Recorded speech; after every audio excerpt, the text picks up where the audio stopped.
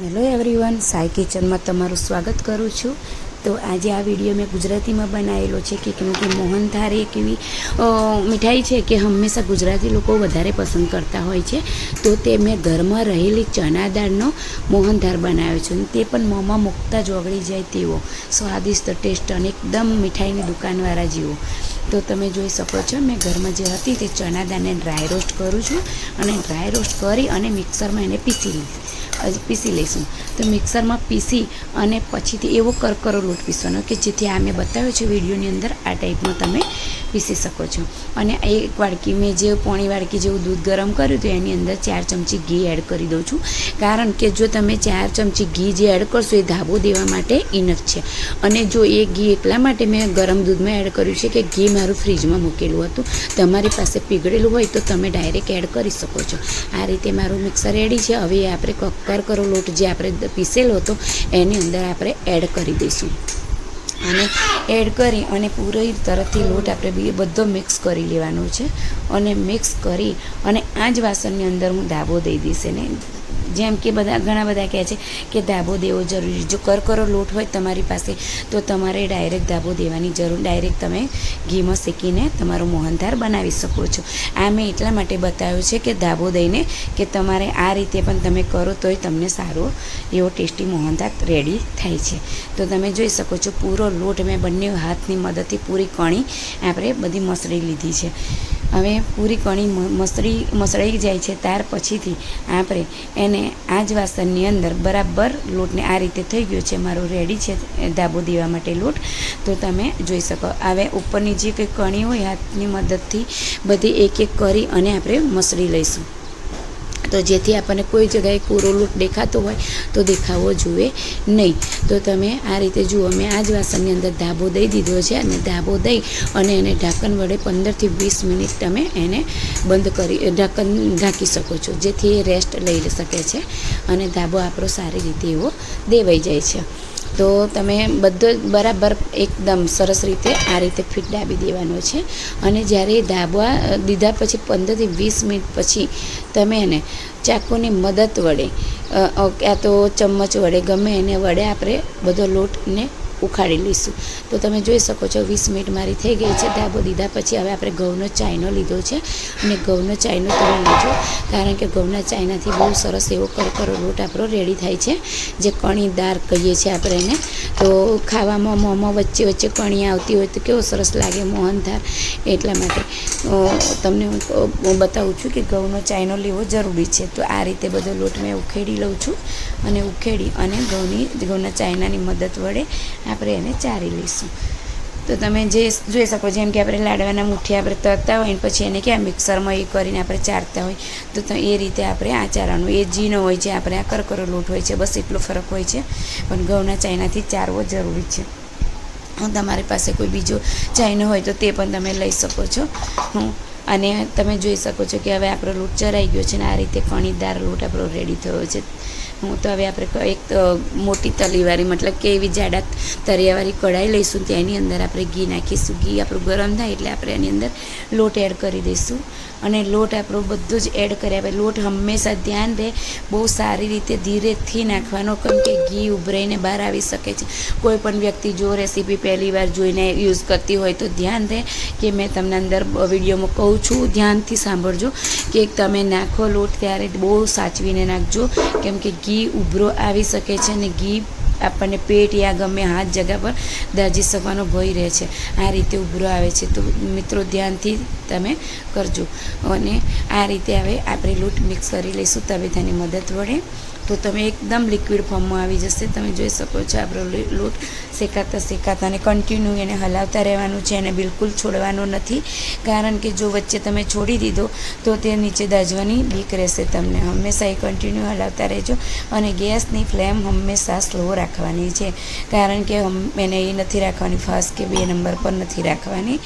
અને પછી તમે એક તરફ તમે 500 ગ્રામ લોટ હોય તો તમે 500 ગ્રામ ખાંડ લઈ શકો છો, એની અંદર 1 ગ્લાસ પાણી એડ કરી અને તમે એની અંદર કેસર એડ કરી શકો છો।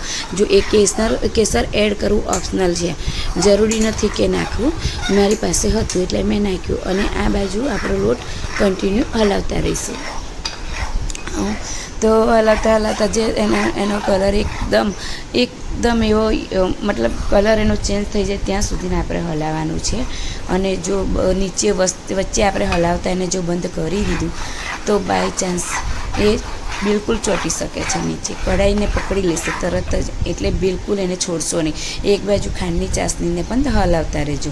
તો મારી ખાંડની ચાસણી હવે ખાંડ ઓગળી જવા આવી છે, તો તેની અંદર મારી પાસે ઓરેન્જ ફૂડ કલર હતો, તો મેં એની અંદર 2 ડ્રોપ એડ કર્યો છે. તમે પણ આ રીતે કંદોઈની દુકાનમાં પણ એવું હોય છે કે જે મીઠાઈ હલવાઈ હોય છે તે પણ જલેબી હોય છે, બુંદી હોય, એની અંદર કલર એડ કરતા હોય છે. તો મેં પણ એડ કર્યું છે. અને ચાસણી આપણે કેવી બનાવવાની છે, તે એક તારવાળી ચાસણી બનાવવાની છે, ચીપચીપી નથી બનાવવાની. હવે આ બાજુ તો આપણું બેસન હલાવીએ જ છીએ આપણે કન્ટિન્યુ. જો એનો કલર ચેન્જ થવા આવ્યો છે, તમે જોઈ શકો છો કે કલર કેવો ચેન્જ થઈ ગયો છે.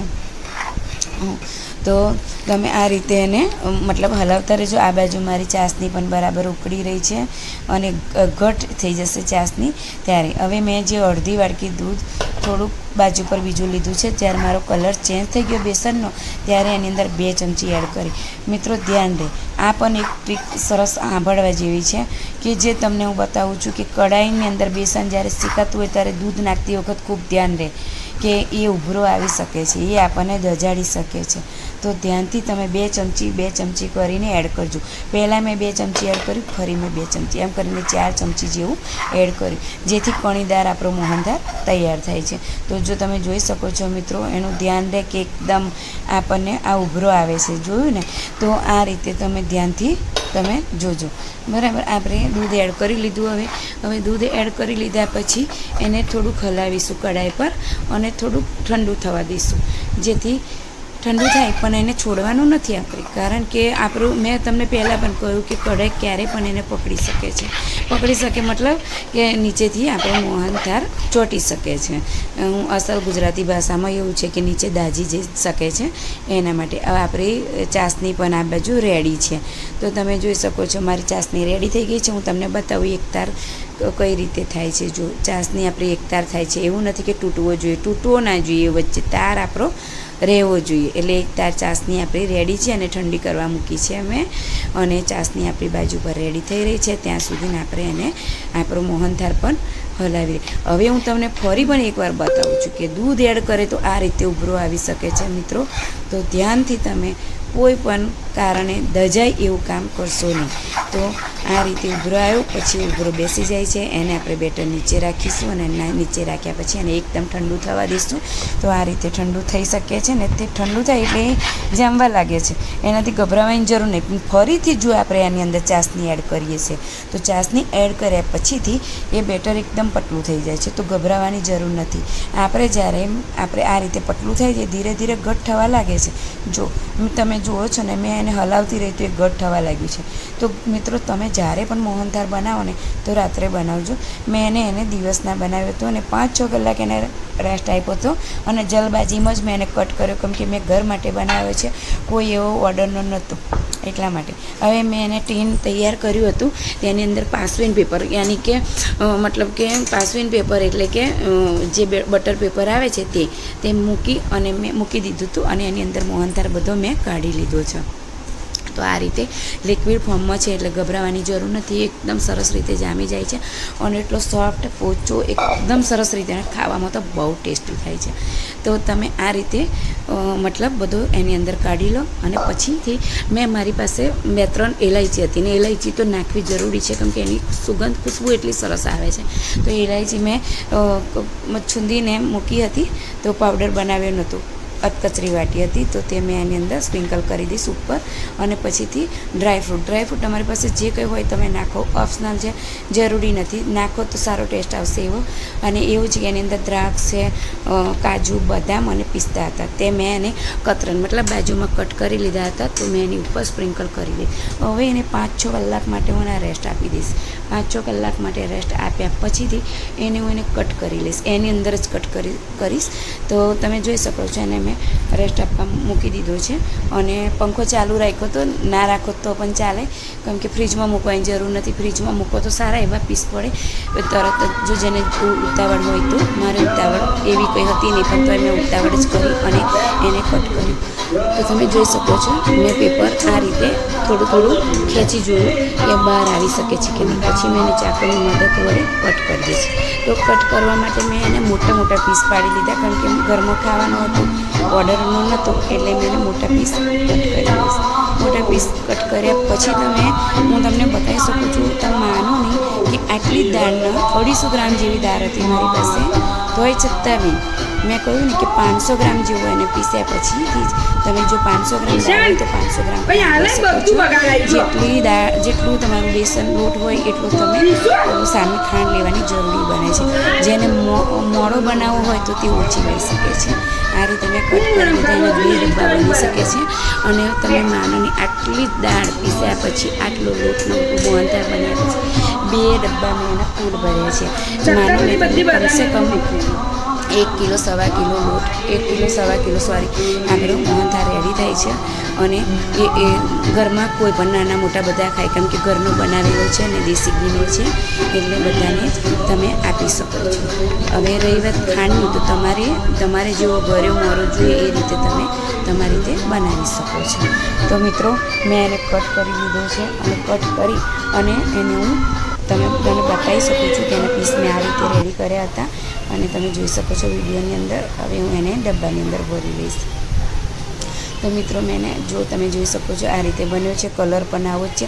હવે આ રીતે એક ડબ્બાની અંદર હું મૂકી લઈશ, કે જેથી લાંબો ટાઈમ, એક ડબ્બો મેં ફ્રીજમાં મૂકી દઈશ ને એક ડબ્બો હું બહાર રાખીશ, કે જેથી એ ખરાબ તો નહીં થઈ શકતો, પણ અત્યારે મોસમ વરસાદની છે એટલે કંઈ કહી ના શકાય કે એ ખરાબ થાય એમ.